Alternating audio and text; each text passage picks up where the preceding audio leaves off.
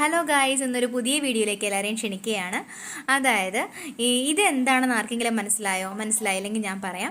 ഇത് കുറേ നാളുകൊണ്ട് കുറേ ആൾക്കാർ ചോദിച്ച കാര്യമായതുകൊണ്ട് മാത്രമാണ് ഇത് ഞാനൊരു വീഡിയോ ആയിട്ട് എടുത്തത്. അതായത് ഇത് സൺകോട്ടാണ്. നമ്മൾ റെയിൻകോട്ട് ഉപയോഗിച്ചിട്ടുണ്ട്, പക്ഷേ നമ്മൾ സൺകോട്ട് ഉപയോഗിച്ചിട്ടുണ്ടോ എന്ന് ചോദിച്ചാൽ ചിലർ ഉപയോഗിക്കുന്നുണ്ടാവാം. എന്തായാലും ഞാനിവിടെ ആരെയും അങ്ങനെ അധികം കണ്ടില്ല സൺകോട്ട് ഉപയോഗിക്കുന്നത്. വേനൽക്കാലത്താണ് നമുക്ക് ഏറ്റവും കൂടുതൽ ഉപകാരപ്പെടുന്നത്. കോട്ടൺ തുണി എടുത്തു കഴിഞ്ഞാൽ നമുക്കിങ്ങനെ കോട്ട് തയ്പ്പിക്കാവുന്നതാണ്. വിഷുവിന് മുന്നേ തന്നെ പൂത്തു നിൽക്കുന്ന വിഷുക്കൊന്ന എന്തായാലും എനിക്ക് വളരെ ഇഷ്ടപ്പെട്ടു.